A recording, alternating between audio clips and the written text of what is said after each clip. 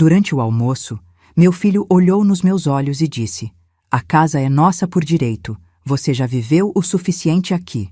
Eu respondi: "E como é saber que eu já transferi tudo para sua irmã?" A mesa inteira congelou em silêncio, e ele gaguejou: "Que irmã?" O silêncio que se instalou naquela mesa foi ensurdecedor. Rafael, de 35 anos, administrador de empresas, ficou branco como papel. A esposa dele, Carla, uma advogada de 32 anos que sempre me olhou como se eu fosse um estorvo, arregalou os olhos de um jeito que nunca vou esquecer. E meu filho mais novo, Bruno, de 28 anos, pela primeira vez em meses largou o celular e me encarou. Foi então que Rafael gaguejou: Que irmã, mãe?" Gente, preciso contar para vocês que naquele momento meu coração estava batendo tão forte que pensei que todos fossem ouvir. 30 anos de sacrifício. 30 anos sendo mãe e pai ao mesmo tempo, trabalhando feito uma condenada para dar uma vida digna para esses meninos. E eles me tratavam como se eu fosse um peso, um empecilho nos planos deles. O almoço havia começado normal. Eu tinha preparado aquele frango com quiabo que eles sempre gostaram, tinha posto a mesa com o jogo de pratos que ganhei de casamento e que sobreviveu a tudo, inclusive ao abandono do pai deles quando Rafael tinha apenas 5 anos e Bruno ainda engatinhava. Estava falando sobre uma reforma simples no banheiro. Nada demais, quando Rafael explodiu. "A senhora não pode ficar gastando dinheiro assim", ele disse, batendo a mão na mesa. "A casa vai ser nossa mesmo, e a gente tem outros planos." Foi aí que a Carla completou, com aquele sorriso que eu já conhecia bem: "Dona Margarete, a senhora já aproveitou bastante essa casa. Agora é hora de pensar no futuro dos seus filhos. Vocês conseguem imaginar? Eu que trabalhei 35 anos na CEMIG como técnica administrativa, que criei 2 homens praticamente sozinha, que nunca neguei nada para eles, sendo tratada como intrusa na minha própria casa." Bruno nem levantou a cabeça do celular, como se aquela conversa não fosse com ele. Mas o que eles não sabiam, e aqui é onde a história fica interessante, é que há 6 meses eu havia descoberto algo que mudaria tudo para sempre. Algo que eu guardava como segredo há quase 40 anos e que agora se tornaria a chave da minha liberdade. Quando soltei aquela sobre a irmã, vi a transformação completa nas expressões deles. O pânico no rosto do Rafael, o desespero disfarçado da Carla e até o Bruno, que finalmente prestou atenção no que estava acontecendo. Porque vocês precisam entender. Para eles, aquela casa representava R$850 mil. Era a solução para todos os problemas financeiros que eles tinham e que eu ainda não sabia completamente. Mas o que eu ainda não sabia mudaria tudo. Não apenas sobre meus filhos, mas sobre quem eu realmente era e o que merecia da vida. Gente, se vocês estão gostando dessa história, deixem nos comentários o que fariam se fossem eu nessa situação. E se ainda não são inscritos no canal, se inscrevam agora, porque histórias como essa, de superação e coragem, é o que mais amo compartilhar com vocês. Deixa eu voltar um pouco no tempo para vocês entenderem como cheguei naquele momento devastador. Porque a verdade é que os sinais estavam todos ali, bem na minha frente, mas eu escolhi não ver, ou talvez não quisesse acreditar que meus próprios filhos fossem capazes de me tratar assim. Sou filha de Dona Maria e seu João, nascida e criada aqui no Santa Efigênia, uma família simples, mas honesta. Sempre fui batalhadora. Comecei a trabalhar aos 16 anos como auxiliar administrativo e consegui me formar técnica em administração fazendo curso noturno. Conheci o pai dos meninos numa festa de São João no bairro. Casei achando que seria para sempre, mas aos 26 anos me vi sozinha com 2 crianças pequenas, quando ele decidiu que precisava se encontrar. Código para encontrou uma mais nova. Rafael sempre foi diferente dos outros meninos da nossa rua. Inteligente, ambicioso, sempre falando que queria vencer na vida. Estudou muito, conseguiu bolsa para fazer administração na PUC, hoje trabalha numa empresa de consultoria e ganha bem. Pelo menos era o que eu pensava. Casou com a Carla há 5 anos, numa cerimônia linda no Palácio das Artes que me custou 3 meses de salário, porque eu queria que meu filho tivesse o casamento dos sonhos. Bruno é o oposto do irmão. Mais introvertido, sempre foi o bebê da mamãe. Formou em tecnologia da informação. Trabalha home office para uma empresa de São Paulo. Ganha razoavelmente bem, mas nunca saiu de casa. Sempre foi muito grudado comigo. até os últimos meses, quando começou a ficar estranho, distante. Nossa casa, gente, foi comprada em 1992, quando consegui juntar a entrada trabalhando em 2 empregos e fazendo faxina nos fins de semana.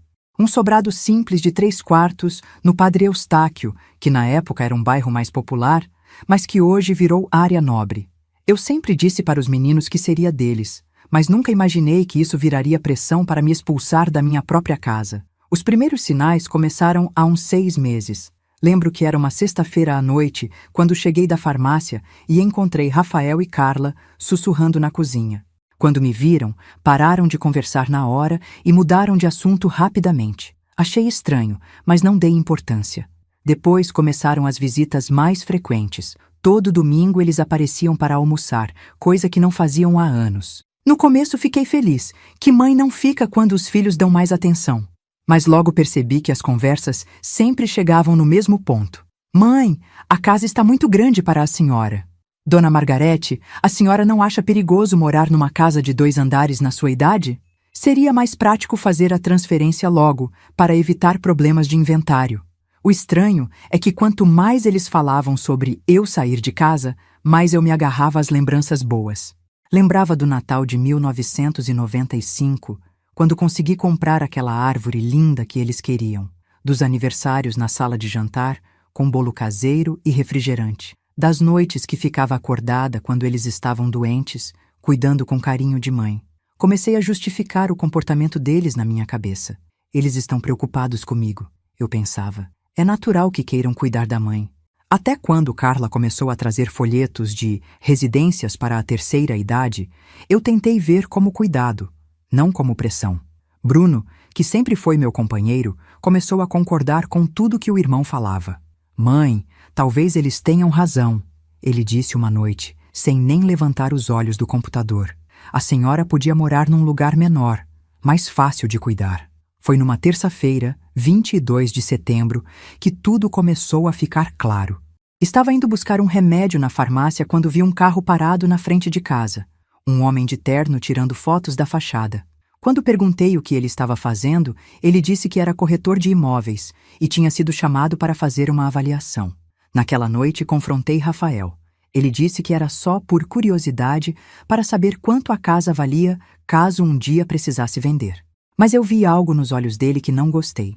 Uma ansiedade, uma urgência que não combinava com simples curiosidade. E foi aí que eu decidi fazer algo que mudaria tudo.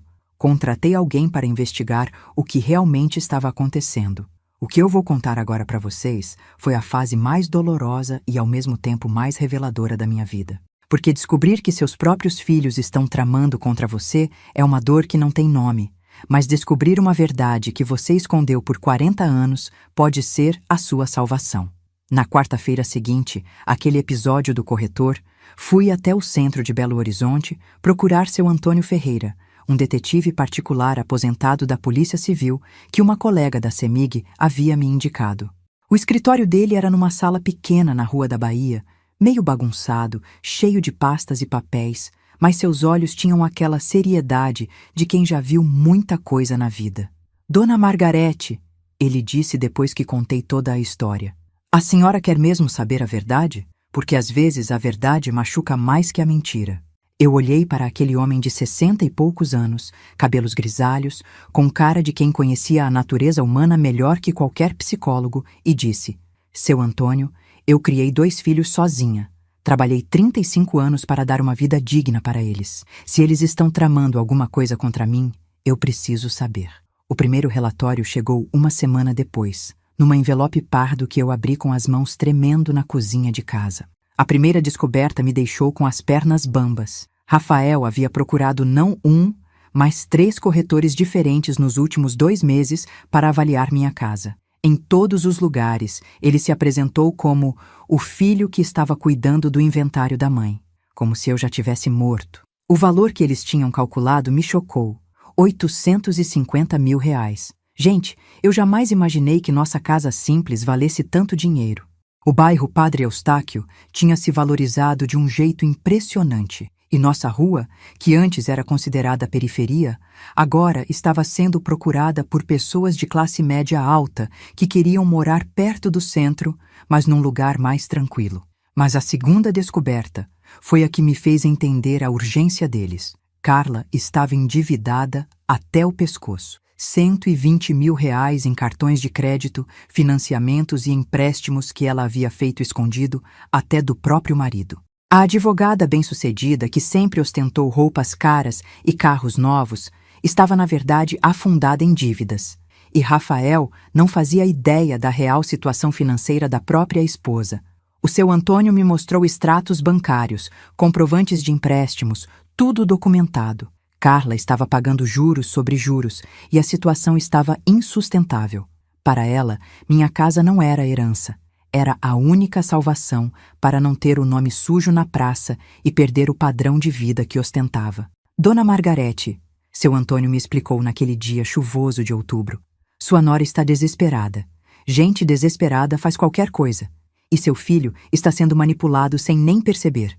Essa informação me partiu o coração, mas também me deu uma raiva que eu não sabia que tinha. Imaginem vocês. Eu, que sempre vivi dentro das minhas possibilidades, que nunca devi um centavo para ninguém, que ensinei meus filhos a valor do trabalho honesto, sendo pressionada a sair da minha casa para pagar as extravagâncias de uma nora que vivia de aparências. Mas, gente, a terceira descoberta foi a que mudou minha vida para sempre.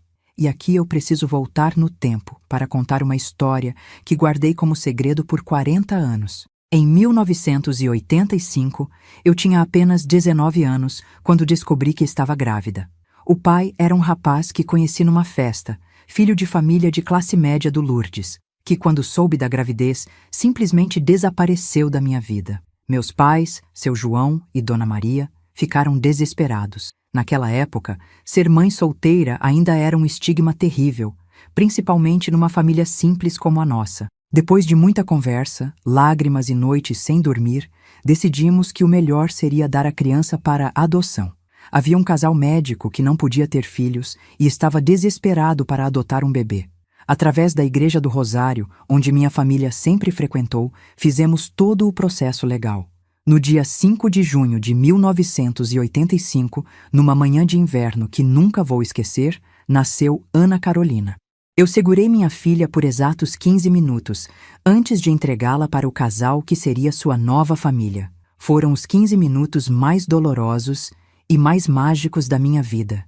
3 anos depois, conheci o pai do Rafael e do Bruno. Casei, tive meus outros filhos, mas nunca esqueci da Ana Carolina.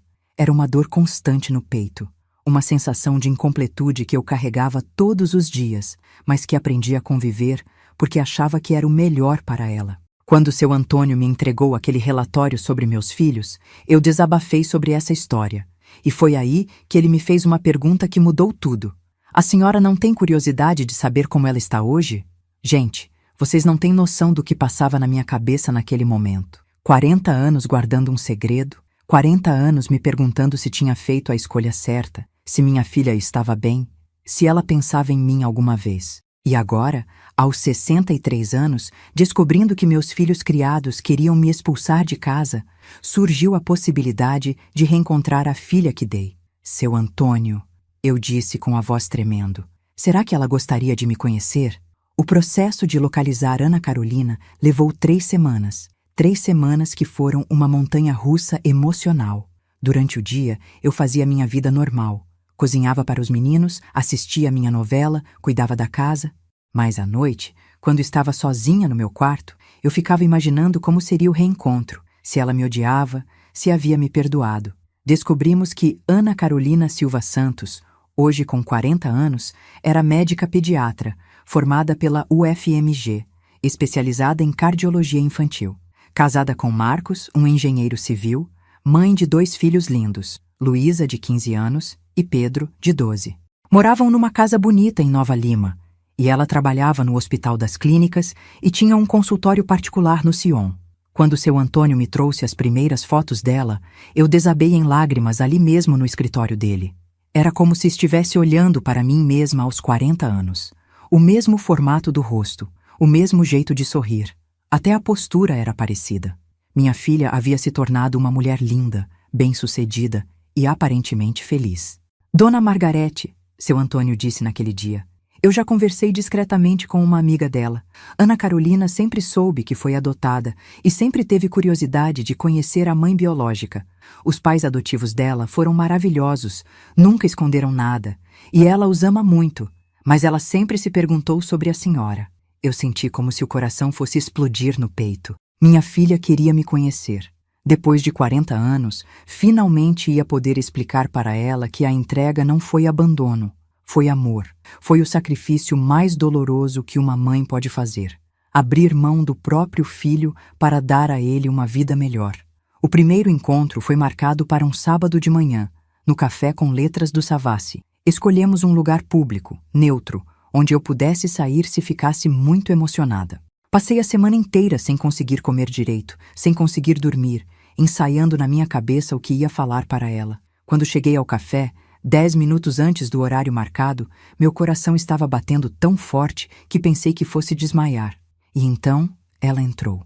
Mesmo depois de 40 anos, eu soube imediatamente que era ela. Alta, cabelos castanhos presos num coque, vestido social azul marinho, carregando uma pasta de médica, mas com aqueles olhos que eram igualzinhos aos meus. Ela me viu, sorriu e caminhou até a mesa onde eu estava. Margarete?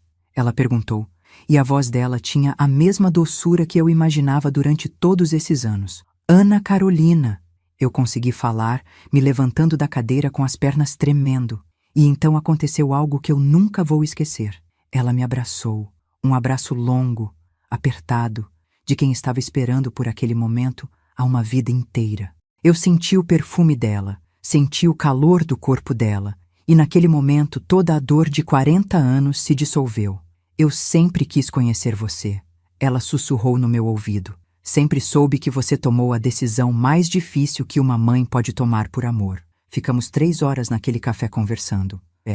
Ela me contou sobre a infância maravilhosa que teve com os pais adotivos, Dr. Fernando e Dona Silvia, que eram realmente pessoas do bem e que sempre a incentivaram a me procurar quando se sentisse pronta.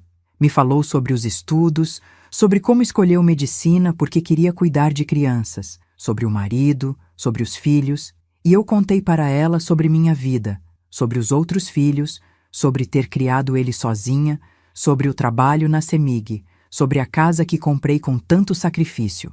Mas naquele primeiro encontro, eu ainda não tive coragem de contar sobre a situação que estava vivendo com Rafael e Bruno.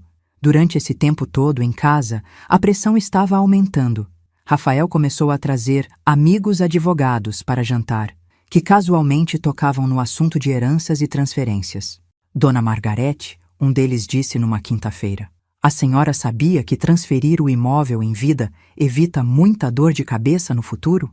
Carla ficou mais insistente, falando sobre residências para idosos, mostrando folhetos de lugares que eram verdadeiros hotéis 5 estrelas. Olha que maravilha, Dona Margarete. A senhora ia ter assistência médica 24 horas, atividades físicas, não ia precisar se preocupar com nada.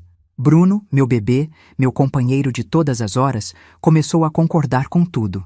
Mãe, talvez seja mesmo o melhor para a senhora. A casa está ficando muito pesada de cuidar e a senhora merece descansar. Foi numa sexta-feira à noite que eu finalmente entendi a extensão do plano deles. Cheguei em casa mais cedo de um almoço com Ana Carolina e ouvi vozes na sala.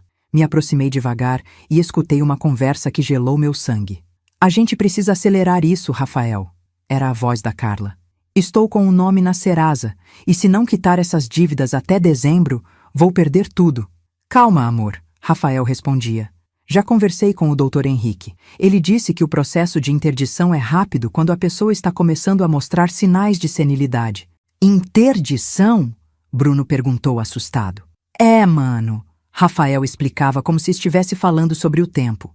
A gente prova que a mãe não tem mais condições de cuidar dos próprios bens.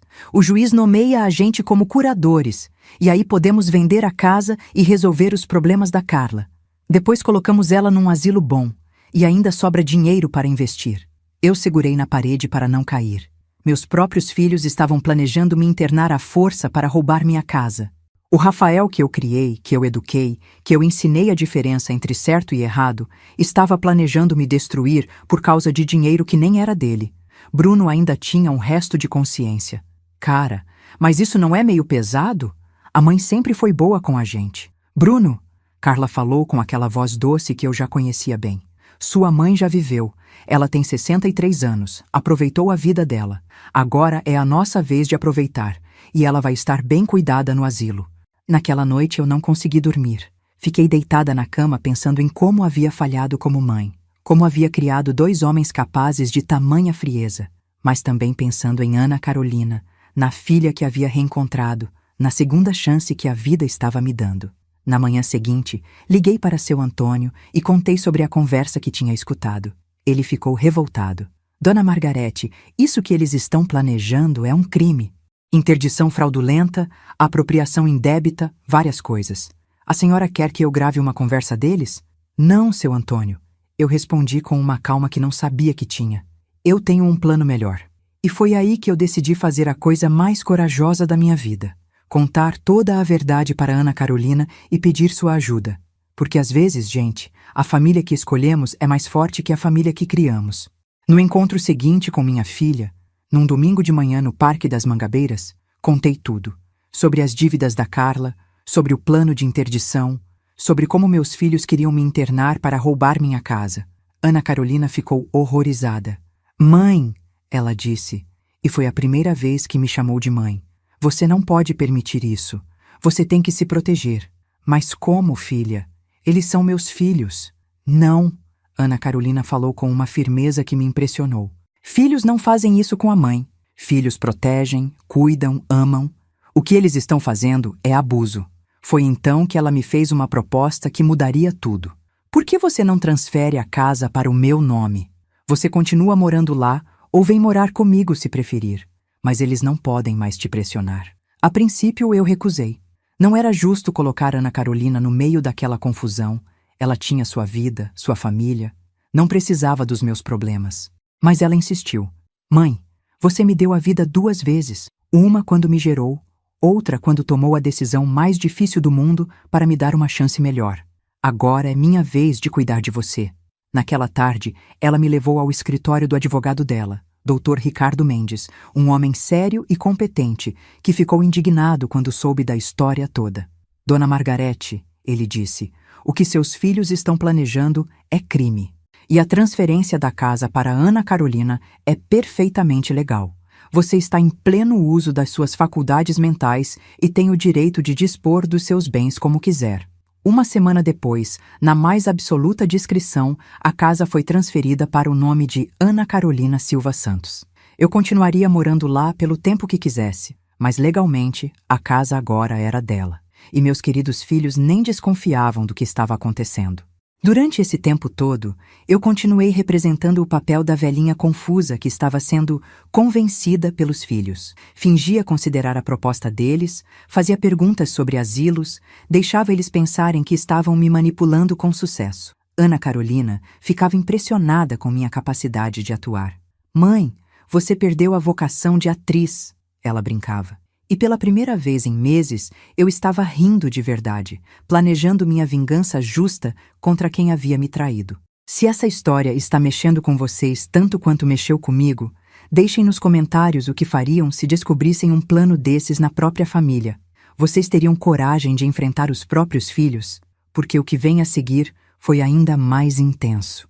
O que vou contar agora para vocês foi a fase mais estratégica e emocionalmente complexa da minha vida.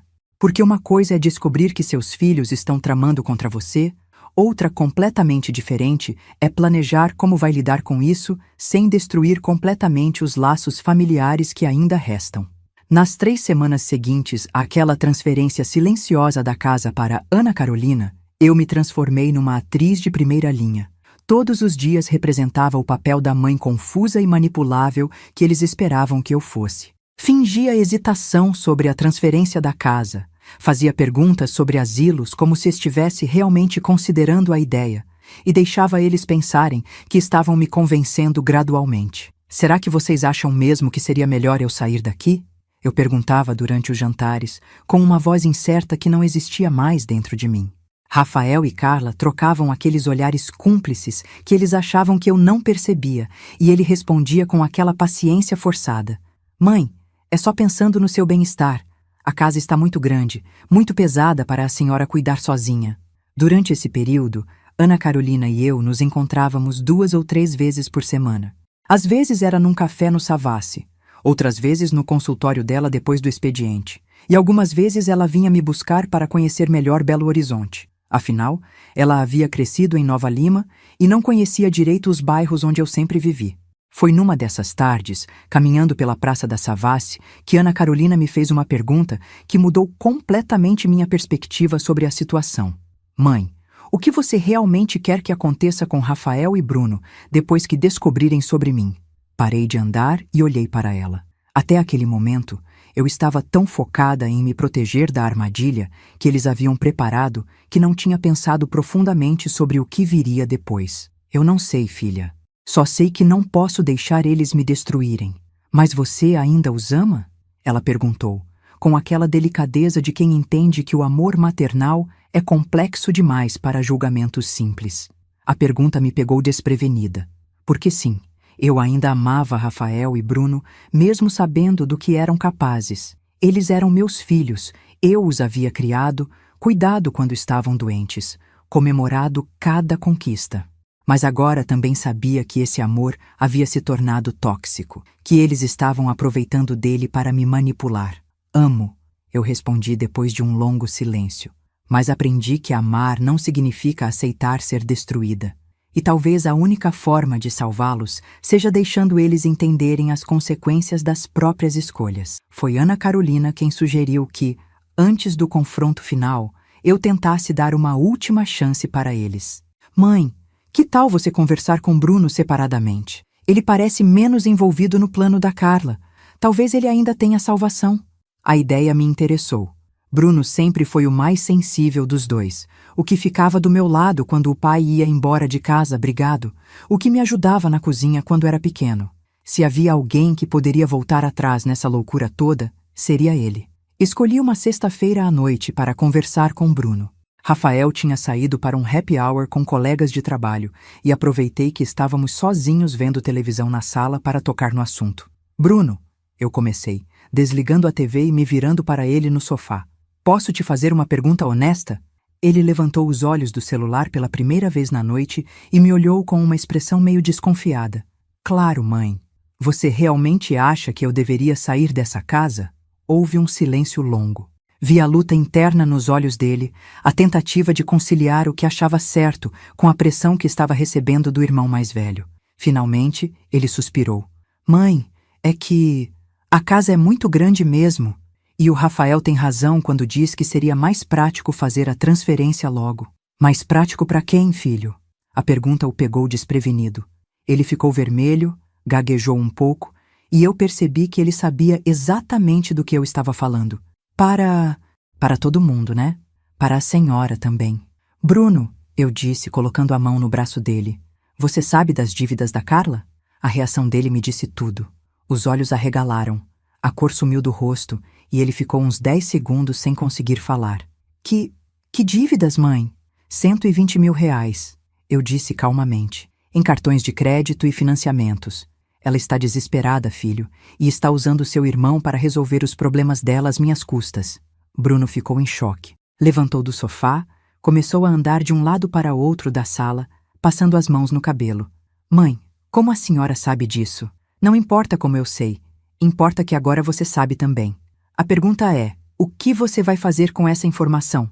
Ele se sentou novamente, apoiou os cotovelos nos joelhos e ficou com a cabeça baixa por muito tempo. Quando finalmente me olhou, havia lágrimas nos olhos. Mãe, eu não sabia de nada disso. Eu juro que não sabia. E sabendo agora, você ainda acha que eu deveria sair da minha casa para pagar as dívidas da sua cunhada? Não, ele disse baixinho. Não, isso não está certo. Naquela noite, Bruno me contou detalhes que eu não conhecia. Como Rafael havia mudado depois do casamento, como Carla sempre fazia questão de demonstrar um padrão de vida que não condiziam com os salários deles, como ela manipulava Rafael fazendo birras e ameaçando terminar o casamento sempre que não conseguia o que queria. Mãe, Bruno me disse antes de subir para o quarto, eu vou conversar com o Rafael. Isso tudo está errado. Mas o que Bruno não sabia, e que eu descobriria apenas alguns dias depois, é que a situação era ainda mais grave do que imaginávamos. Na segunda-feira seguinte, seu Antônio me ligou com urgência. Dona Margarete, preciso vê-la hoje mesmo. Descobri algo muito sério sobre seu filho Rafael. Encontramos no mesmo café onde Ana Carolina e eu nos vimos pela primeira vez. Seu Antônio estava com uma expressão preocupada que eu nunca havia visto antes. Dona Margarete, ele começou, abrindo uma pasta cheia de documentos. Seu filho não está sendo apenas manipulado pela esposa. Ele está participando ativamente do esquema. O que ele me mostrou fez meu mundo desabar mais uma vez. Rafael havia falsificado minha assinatura em 3 documentos diferentes. Uma procuração para negócios imobiliários, uma declaração de que eu estava com dificuldades de memória e até mesmo uma solicitação para avaliação psiquiátrica forçada. Ele estava preparando o terreno para a interdição há meses, seu Antônio explicou. Se você não tivesse me procurado, provavelmente já estaria internada num asilo e eles teriam vendido sua casa. Gente, vocês conseguem imaginar o que é descobrir que seu próprio filho está forjando sua assinatura para roubar tudo que você construiu na vida? Eu senti uma dor no peito que achei que fosse infarto. Tive que me segurar na cadeira para não cair. Tem mais, seu Antônio continuou, implacável. Eles já escolheram o asilo. Residencial Paz e Harmonia, no Barreiro. R$ 1.800 por mês, quarto coletivo, sem direito a visitas nos primeiros 6 meses para adaptação. As lágrimas desceram pelo meu rosto sem controle. Não eram lágrimas de tristeza apenas, mas de raiva, de indignação, de revolta contra a injustiça. Meu filho estava disposto a me trancar num depósito de velhos para poder gastar meu dinheiro com os caprichos de uma mulher endividada. E o Bruno? Eu perguntei, ainda esperando alguma notícia menos devastadora. Bruno não assinou nada, não falsificou nada, mas também não fez nada para impedir. Ele sabe de tudo há pelo menos 1 mês e optou por ficar omisso. Naquele momento, sentada naquele café no meio de Belo Horizonte, aos 63 anos, eu tomei uma decisão que mudaria minha vida para sempre. Ia lutar. Não ia deixar eles me destruírem. Não ia permitir que décadas de trabalho honesto fossem desperdiçadas para pagar dívidas de jogos e futilidades. Seu Antônio, eu disse, enxugando as lágrimas e encarando ele com uma determinação que não sabia que tinha. Eu quero tudo documentado. Cada crime, cada falsificação, cada mentira. Quando eu confrontar eles, quero ter provas de tudo. Nas 2 semanas seguintes, Ana Carolina se tornou não apenas minha filha, mas minha melhor amiga e conselheira. Ela estava impressionada com minha capacidade de manter a farsa em casa, de continuar cozinhando para Rafael e Bruno, de tratá-los com normalidade enquanto sabia exatamente quem eles eram. Mãe, você é mais forte do que imagina, ela me disse numa tarde que estava no consultório dela. Qualquer pessoa teria explodido já. É que eu ainda estou processando, filha, eu respondi. 40 anos criando 2 homens, ensinando valores, sendo exemplo de honestidade e trabalho, e eles são capazes disso. Onde foi que eu errei? Você não errou, Ana Carolina disse com firmeza. Pessoas fazem escolhas, mãe. Você deu a eles amor, educação, oportunidades. Se eles escolheram ser gananciosos e desonestos, isso não é culpa sua. Durante esse período, comecei a observar detalhes que antes passavam despercebidos. Como Carla sempre mudava de assunto quando chegavam boletos na mesa da cozinha. Como Rafael ficava nervoso quando alguém falava sobre dinheiro na televisão. Como Bruno evitava me olhar nos olhos depois daquela conversa sobre as dívidas da cunhada. Uma coisa que me chamou a atenção foi como eles haviam mudado comigo fisicamente. Antes, Rafael sempre me dava beijo na testa quando chegava em casa. Bruno sempre me abraçava antes de subir para o quarto. Agora, mal falavam oi e tchau. Era como se eu já fosse um fantasma para eles. Uma inconveniência que precisava ser resolvida o mais rápido possível. Foi numa quinta-feira que decidi fazer um teste para ver até onde eles iriam. Durante o jantar, comentei casualmente. Estive pensando no que vocês falaram sobre a transferência da casa. Talvez vocês tenham razão mesmo. A transformação foi imediata. Rafael e Carla se entreolharam com um alívio mal disfarçado. Bruno parou de comer e me olhou com atenção total pela primeira vez em semanas. Sério, mãe? Rafael perguntou, tentando soar casual, mas não conseguindo esconder a ansiedade na voz. É, filho. Estou cansada de me preocupar com reforma, com IPTU, com essas coisas todas. E vocês estão certos. Eu preciso de um lugar onde tenha gente para cuidar de mim. Carla mal conseguia esconder a euforia. Ai, dona Margarete, que bom que a senhora entendeu. Vai ver como vai ser melhor assim. Mas eu tenho uma condição, eu continuei, observando as reações deles. Quero conhecer o lugar antes de me mudar. Vocês podem me levar para visitar algumas opções? Rafael concordou imediatamente, e na mesma noite eu ouvi ele no telefone marcando visitas a 3 residenciais para idosos, para o fim de semana.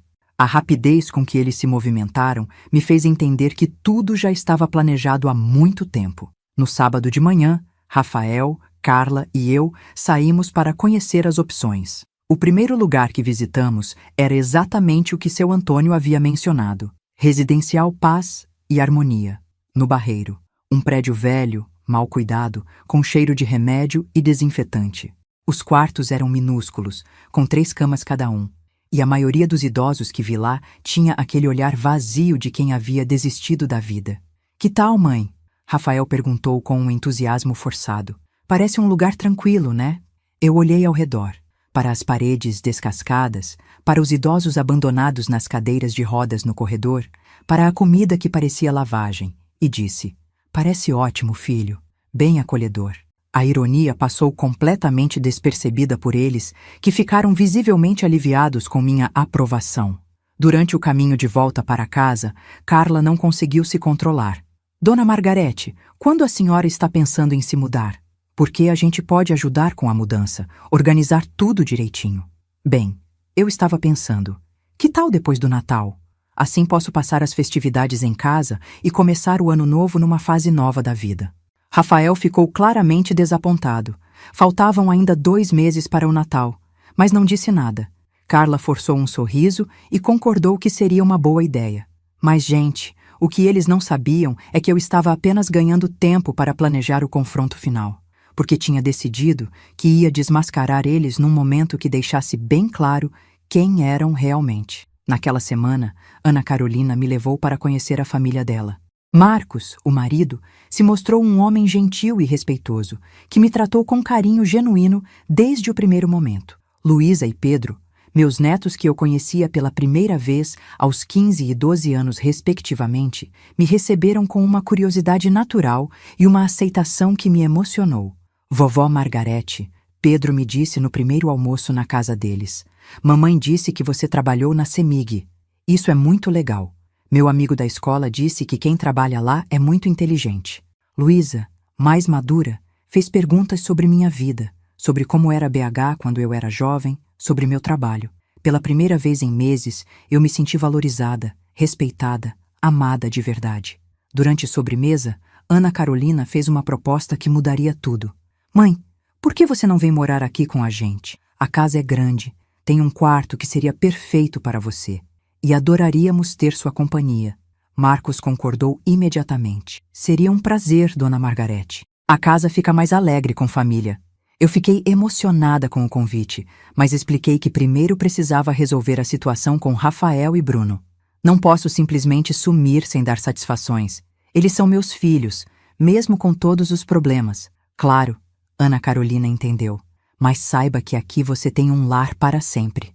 Naquela noite, dirigindo de volta para minha casa, que tecnicamente já era de Ana Carolina, eu tomei a decisão final sobre como ia conduzir o confronto. Seria no almoço de domingo seguinte, na mesa onde criei meus filhos, onde comemorei aniversários e natais, onde construí as melhores memórias da nossa família.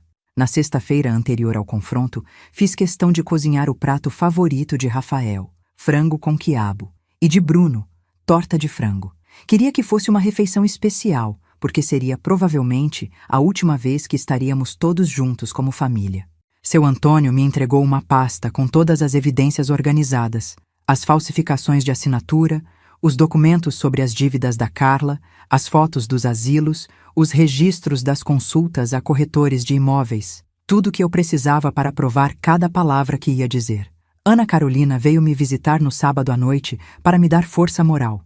Mãe, você tem certeza de que quer fazer isso? Tenho, filha. Eu respondi com uma convicção que me surpreendeu.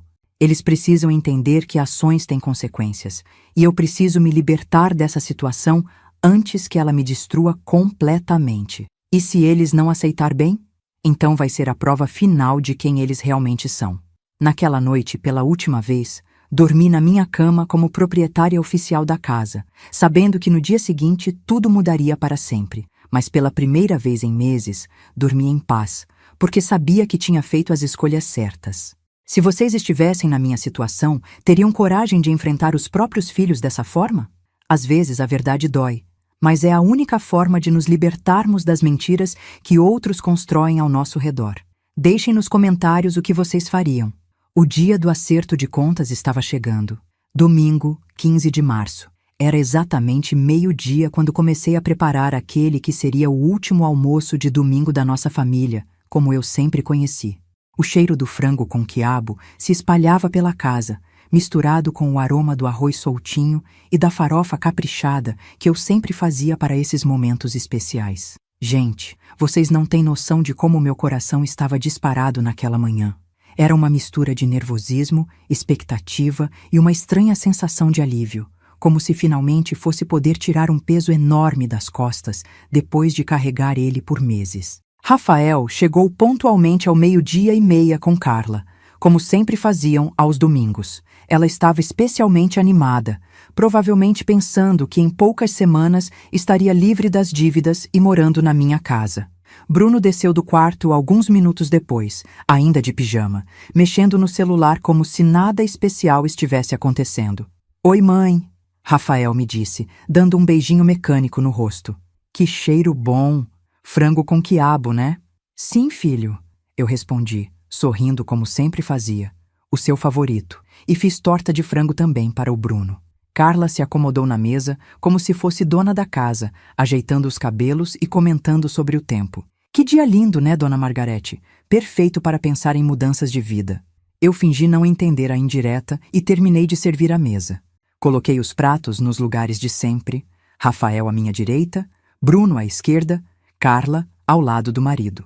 A mesma disposição de todos os domingos dos últimos 5 anos. Durante os primeiros 15 minutos, a conversa foi normal. Rafael falando sobre trabalho, Bruno reclamando de um projeto que estava desenvolvendo, Carla comentando sobre uma novela que estava assistindo. Eu participava da conversa normalmente, como se fosse apenas mais um domingo qualquer. Foi quando comecei a falar sobre a reforma do banheiro que tudo começou a desandar, exatamente como eu havia planejado. Pessoal, eu disse, servindo mais arroz no prato do Bruno. Estive pensando em reformar o banheiro da suíte. Aqueles azulejos estão muito antigos e seria bom trocar o box também. A reação foi imediata. Rafael parou de mastigar e me olhou com aquela expressão que eu já conhecia bem quando ele achava que eu estava gastando dinheiro à toa. Mãe, ele disse, pousando o garfo, a senhora não acha que isso é desnecessário? Digo, considerando que... Considerando o quê, filho? Carla completou com aquela voz doce que escondia veneno. Dona Margarete, não é meio desperdício gastar dinheiro com reforma agora? A senhora não estava pensando em se mudar? Estava pensando, eu confirmei, mas ainda não decidi quando. Foi aí que Rafael perdeu a paciência e soltou a frase que eu estava esperando. Mãe, a casa é nossa por direito. A senhora já viveu o suficiente aqui.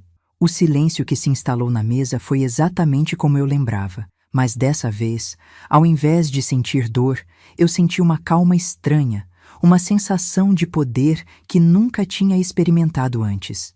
Respirei fundo, sorri e disse as palavras que havia ensaiado a semana inteira. E como é saber que eu já transferi tudo para sua irmã? A transformação nas expressões deles foi instantânea e dramática. Rafael ficou branco como papel, a boca meio aberta, os olhos arregalados. Carla derrubou o copo d'água, que se espalhou pela mesa sem que ninguém fizesse movimento para limpar. Bruno largou o celular pela primeira vez em meses e me encarou com uma expressão de total confusão. Que irmã, mãe? Rafael gaguejou, a voz saindo rouca e trêmula. Eu me levantei calmamente, fui até a estante da sala e peguei a pasta que havia preparado com todo cuidado. Voltei para a mesa e abri ela bem devagar, como quem está prestes a revelar um tesouro. Ana Carolina Silva Santos, eu disse, colocando a primeira foto dela na mesa. 40 anos, médica pediatra, cardiologista infantil, minha filha mais velha e nova proprietária desta casa. O que aconteceu nos minutos seguintes foi um misto de teatro dramático e comédia de erros. Carla começou a gritar que isso era impossível, que eu estava inventando histórias, que estava ficando senil. Rafael se levantou da cadeira tão bruscamente que ela caiu para trás e começou a andar de um lado para outro da sala como um animal enjaulado. Isso não é possível, ele gritava. A senhora não pode ter uma filha que a gente não conhece. Isso é loucura. Bruno ficou em choque, olhando para a foto de Ana Carolina como se estivesse vendo um fantasma. Mãe, ele disse baixinho. É verdade? Eu tenho uma irmã? Tem sim, meu filho. Eu respondi, colocando mais fotos na mesa. Sua irmã mais velha, que eu dei para adoção quando tinha apenas 19 anos, muito antes de conhecer o pai de vocês. Carla estava visivelmente desesperada. Dona Margarete, mesmo que isso seja verdade, a senhora não pode transferir a casa assim. Isso é... legal, eu completei, colocando os documentos da transferência na mesa. Perfeitamente legal. Eu estava em pleno uso das minhas faculdades mentais, ao contrário do que vocês andaram espalhando por aí, e tenho o direito de dispor dos meus bens como quiser. Foi quando Rafael tentou ser intimidador. Mãe, a gente vai contestar isso na justiça. Não tem como uma pessoa aparecer do nada e herdar tudo. Ah, Rafael, eu disse, sentando novamente e olhando diretamente nos olhos dele. Antes que você pense em contestar alguma coisa, que tal a gente conversar sobre umas outras questões legais? E então, eu comecei a tirar da pasta os documentos que seu Antônio havia conseguido. As falsificações de assinatura, os laudos médicos forjados, os comprovantes das dívidas da Carla, as fotos do asilo onde eles queriam me internar. Por exemplo, eu continuei, espalhando tudo na mesa como cartas de um baralho. Essas 3 procurações com minha assinatura falsificada. Ou essa declaração médica dizendo que estou com problemas de memória, assinada por um médico que nunca me examinou. Ou ainda, esses comprovantes das dívidas de R$120 mil da Carla. A cara de pânico de todos eles foi a coisa mais satisfatória que já vi na vida. Carla ficou branca. Rafael começou a gaguejar explicações incoerentes. E Bruno finalmente entendeu a dimensão real da traição que estava acontecendo. 120 mil? Bruno repetiu, olhando para a cunhada com horror. Carla, é verdade isso? Carla tentou negar, chorar, fazer drama, mas os documentos estavam todos ali, claros como água. Rafael tentou se explicar. Mãe, a gente só queria o melhor para a senhora. O melhor para mim? Eu interrompi, com uma firmeza que nunca soube que tinha. Rafael, vocês queriam me internar num asilo de R$1.800 por mês, num quarto coletivo, sem direito a visitas nos primeiros 6 meses. Isso é o melhor para mim? Bruno ficou horrorizado. Que história é essa de asilo? Foi então que eu contei tudo, sobre o residencial Paz e Harmonia, sobre os planos de interdição, sobre como eles já haviam escolhido até o quarto onde eu ficaria. Bruno ficou em choque, perguntando para o irmão se aquilo era verdade. Rafael, acuado, tentou se justificar. Era só temporário, só até a senhora se adaptar. Adaptar ao quê, filho? A ser tratada como lixo humano para vocês poderem gastar meu dinheiro com as futilidades da sua esposa? Carla perdeu totalmente a compostura e começou a gritar. Eu não sou obrigada a aturar humilhação. Rafael, vamos embora. Podem ir mesmo. Eu disse, levantando novamente. Mas antes, quero que saibam de mais algumas coisas. E então eu contei sobre Ana Carolina. Como a encontrei, como nos aproximamos, como ela me recebeu com amor verdadeiro, sem interesse material, como ela tentou recusar a herança da casa, dizendo que não queria meu patrimônio, apenas minha presença na vida dela. Vocês querem saber a diferença entre vocês e Ana Carolina? Eu perguntei, olhando nos olhos de cada um.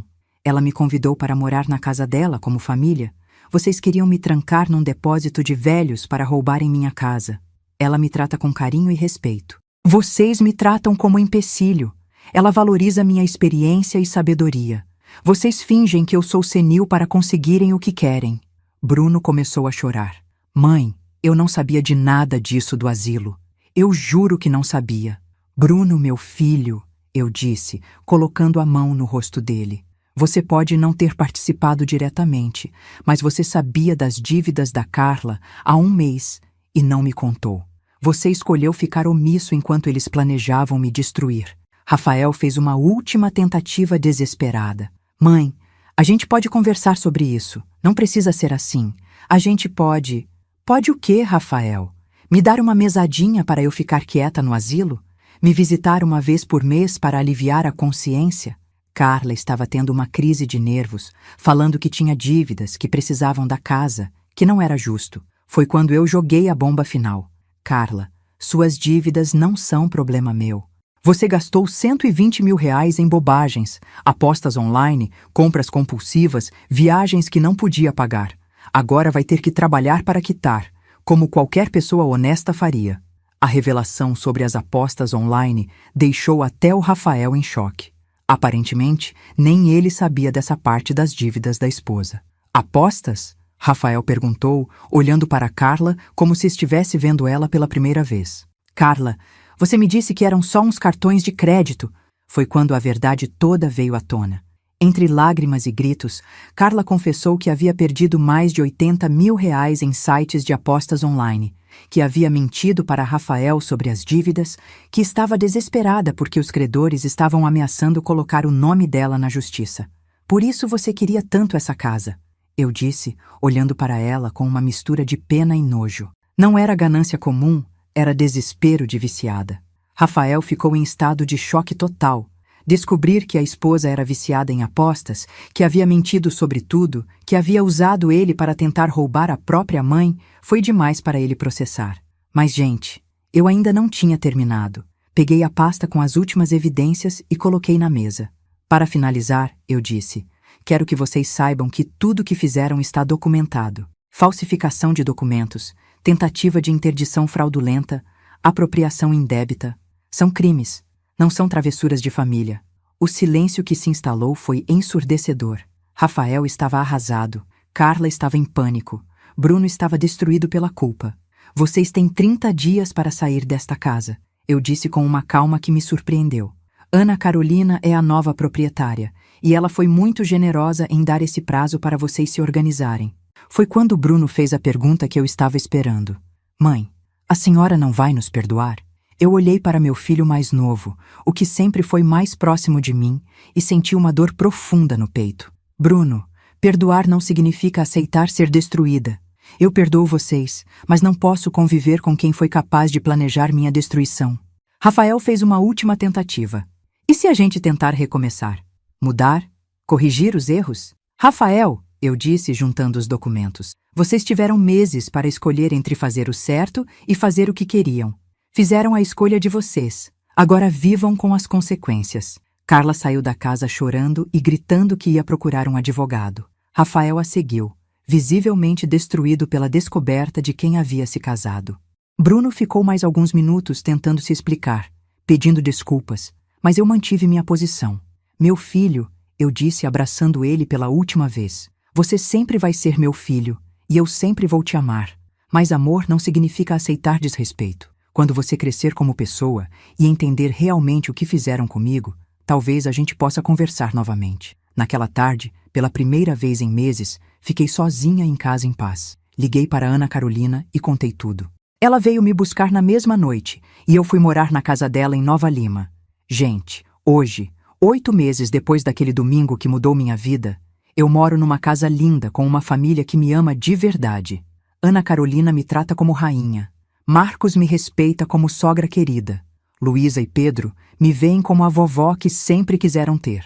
Rafael e Carla tiveram que vender o apartamento deles para tentar quitar parte das dívidas. Estão morando num lugar bem modesto no Barreiro. E pelo que soube, ele finalmente entendeu quem ela realmente era e pediu o divórcio. As apostas online destruíram não só as finanças dela, mas o casamento também. Bruno se aproximou de mim novamente depois de 6 meses. Pediu desculpas de verdade, reconheceu os erros, conheceu Ana Carolina e se encantou com os sobrinhos que ganhou. Hoje ele vem me visitar toda semana e estamos reconstruindo nossa relação aos poucos. Ana Carolina se tornou a filha que sempre sonhei ter. Ela me inclui em tudo, me consulta sobre decisões importantes, me faz sentir útil e valorizada. Descobrimos que temos gostos parecidos para quase tudo: novelas, comidas, músicas. É como se 40 anos de separação nunca tivessem existido. E o mais interessante, no último aniversário de Ana Carolina, Rafael apareceu na festa sem ser convidado, tentando se aproximar da irmã rica. Ana Carolina o recebeu educadamente, mas deixou bem claro que família dela sou eu e as pessoas que realmente me amam. Hoje, aos 64 anos, finalmente entendi algumas coisas fundamentais sobre a vida. Família não é quem compartilha o mesmo sangue, é quem compartilha o mesmo amor. Merecemos ser tratados com respeito e dignidade, independentemente da idade. E nunca, nunca é tarde para recomeçar com quem realmente nos valoriza. A minha casa do Padre Eustáquio foi vendida e Ana Carolina investiu o dinheiro num fundo que me garante uma renda mensal confortável pelo resto da vida. Mas mais importante que a segurança financeira é a segurança emocional de saber que estou cercada de amor verdadeiro. Se essa história tocou o coração de vocês como tocou o meu, deixem nos comentários contando de onde vocês estão assistindo e me digam: vocês já passaram por alguma situação de desrespeito familiar? Como lidaram com isso? Compartilhem este vídeo com alguém que precisa ouvir essa mensagem de que nunca é tarde para recomeçar e que merecemos amor verdadeiro, não obrigação familiar. Se vocês gostaram da minha história de superação, se inscrevam no canal para mais relatos reais como este e assistam agora a próxima história que está passando na tela. Uma história que vai mostrar que a justiça, mesmo quando demora, sempre chega para quem tem coragem de lutar por ela.